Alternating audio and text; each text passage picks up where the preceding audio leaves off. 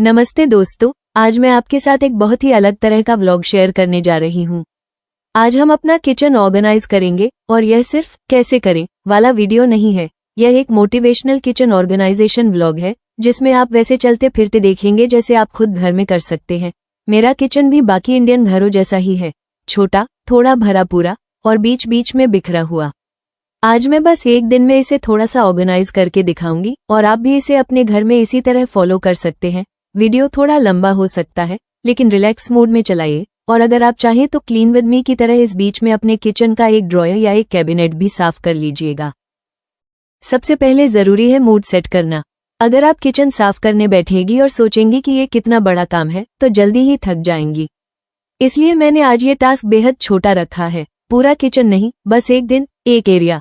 मेरा आज का गोल ये है, अंडर सिंक कैबिनेट साफ करना, स्पाइस और छोटे ड्रॉयर को ऑर्गेनाइज करना और खाना बनाने के लिए जरूरी जगह, स्टोव और वर्कटॉप थोड़ा क्लीन और आरामदायक बनाना। बस इतना, और इसी छोटे गोल का मजा देखिएगा कि कैसे रसोई अच्छा माहौल बना लेती है। मैं अभी वाटर बोतल, थोड़ा ऊर्जावर्धक दाना और एक छोटा टाइमर लेकर तैयार हूँ। आप अपने हिसाब से भी तैयार हो जाइए और चलिए शुरू करते हैं। सबसे पहले मैं अंडर सिंक कैबिनेट से शुरू करूंगी क्योंकि ये जगह ज्यादातर घरों में बहुत जल्दी गंदी और बेतरतीब हो जाती है। अंदर ब्लीच, डिटर्जेंट, झाड़ू, छोटे बर्तन और कभी कभी खराब हो चुकी चीजें भी भरी पड़ी रहती हैं। मैंने सब कुछ बाहर निकाल दिया है। देखिए, इतनी तरह की चीजें एक साथ पड़ी हैं। अब मैं इन्हें 3 कैटेगरियों में बांटूंगी, जिसकी जरूरत है, जिसकी जरूरत नहीं है। अलग जगह डालने वाली चीजें, जैसे किसी और कैबिनेट या बाथरूम वाली। इन 2 बोतलों में से एक खत्म हो चुकी है तो मैं इसे रिसाइकिल कर दूंगी। ये छोटा सा रबर का ब्रश अब काम नहीं आता तो उसे भी डिस्पोज करूंगी। इस तरह कम से कम 20-30% जगह खाली हो जाती है और कम चीजों से ऑर्गेनाइज करना आसान लगता है। अब मैं इस कैबिनेट के अंदर को अच्छी तरह साफ करूंगी। थोड़ा डिटर्जेंट, पुराना कपड़ा और अच्छी तरह से धोकर सुखा देना।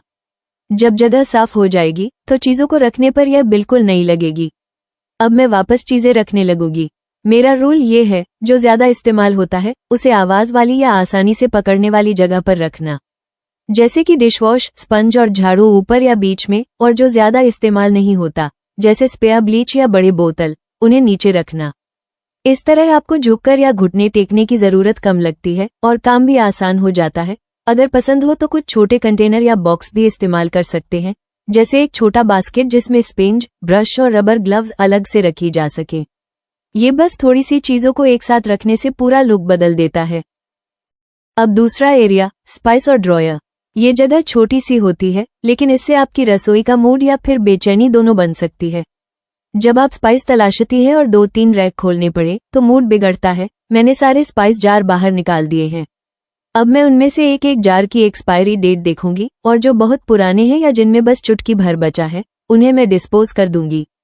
याद रखिए, एक जरूरत वाली चीज जो इस्तेमाल हो रही हो वही ज्यादा महत्व रखती है। जो हमेशा दिखाई देती हो लेकिन कभी नहीं खुली, उसे डिस्पोज करना भी एक तरह की सेल्फ केयर है। अब मैं ये सारे जार एक तरह से रखने वाली जगह पर रखूंगी, जैसे एक छोटा रैक या ट्रे जो घूम भी सके। आप चाहें तो ट्रांसपेरेंट जार इस्तेमाल करें, जिससे हर चीज दिख जाएगी और ढूंढने की जरूरत ही नहीं रहेगी। ऊपर वाला जार में जो चीज ज्यादा इस्तेमाल होती है, जैसे नमक, जीरा, हल्दी, उन्हें रखें, और नीचे वाला जो दुर्लभ इस्तेमाल होते हैं वे। इस तरह आपका काम आसान हो जाएगा और आप खाना बनाते समय टेंशन फ्री भी रहेंगी। अब ड्रॉयर, जो चम्मच, छुरी और छोटे किचन टूल से भरा होता है। यह वही जगह है जहां हम अक्सर सब कुछ फेंक देते हैं और बाद में ढूंढने में टाइम लगता है। मैं इसे खोलकर अंदर की सारी चीजें बाहर रख दूंगी, फिर एक एक चीज उठाकर सोचूंगी, इसका क्या इस्तेमाल है। अगर 3-4 महीने में भी इसका इस्तेमाल नहीं हुआ तो उसे या तो डिस्पोज कर दूंगी या किसी दूसरे जगह स्टोर कर दूंगी। अब ड्रॉयर को अंदर से भी साफ करूंगी। थोड़ा वेट कपड़ा, धोने के बाद थोड़ा सुखाना। ध्यान रखिए, जब जगह साफ होती है तो उसे गंदा करना भी दिल नहीं करता। अब मैं ड्रॉयर में छोटे छोटे बॉक्स या ट्रे लगाऊंगी, जैसे एक छोटा बॉक्स जिसमें चम्मच, चाकू, छेनी अलग अलग रखी जा सके। जो चीज सबसे ज्यादा इस्तेमाल होती है, जैसे चलने वाला चम्मच या पेपर टॉवल रोलर, उसे बाहर वाली या ऊपर वाली जगह पर रखूंगी ताकि हाथ पहुंचते ही निकल जाए। इस छोटे बदलाव से आपका रोज का टाइम बचेगा और आपको बार बार झुककर ढूंढने की जरूरत नहीं पड़ेगी। अब आती है वो जगह जो आपकी रोज की फीलिंग तय करती है, स्टोव और वर्कटॉप यानी काउंटर। जब ये जगह बिखरी होती है तो खाना बनाने का मन ही नहीं बनता। मैं इस जगह से सब कुछ हटा रही हूँ। बेकार के बर्तन, अधूरे खाने के बर्तन और जो चीजें यहाँ रखकर भूल गई थी। अब थोड़े डिटर्जेंट और नम कपड़े से अच्छी तरह साफ कर रही हूँ। गैस के चारों ओर, बीच वाली जगह और जहाँ तेल गिर जाता है वहाँ भी अलग से ध्यान से साफ कर रही हूँ। अब मैं फिर से चीजें वापस रखूंगी, लेकिन बहुत फिलअप नहीं करूंगी। मेरा रूल, जो जरूरी है वही उधर रहे। जैसे आज जो बर्तन इस्तेमाल हो रहे हैं उन्हें यहाँ रख सकती हैं और बाकी बर्तन शेल्फ पर वापस। इस तरह वर्कटॉप पर खाली जगह बनेगी और आपको खाना बनाते समय भी स्पेस और शांति दोनों मिलेगी। अगर पसंद हो तो यहाँ एक छोटा सा ट्रे भी रख सकते हैं जिस पर तेल, चटनी या जरूरी चीजें रखी रहें। इससे बार बार इन्हें खोजने के लिए दूर जाने की जरूरत नहीं पड़ेगी। अब जब मैं अपना किचन दोबारा देख रही हूँ तो लग रहा है कि रसोई बिल्कुल नई लग रही है।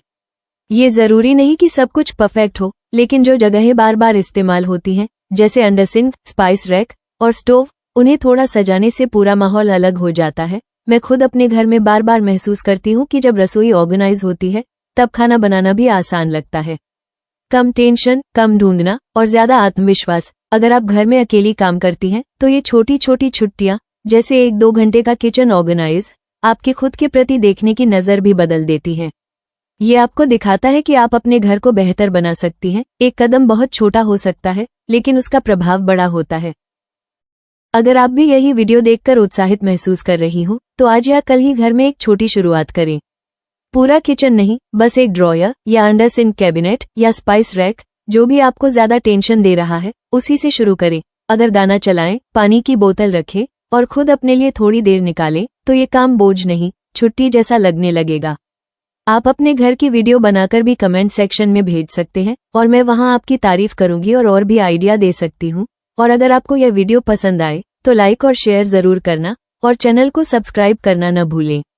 ऐसे ही और मोटिवेशनल और यूजफुल वीडियो अगली बार आपके लिए तैयार करूंगी। किचन ऑर्गेनाइज, घर डिक्लटर और रोजमर्रा की छठी जिंदगी। आज के लिए इतना ही। आप बस याद रखिए, छोटी शुरुआत, बड़े नतीजे। अपने किचन को नया लुक दे और उसी के साथ अपने मन को भी थोड़ा हल्का करें। फिर मिलेंगे अगले वीडियो में। नमस्ते।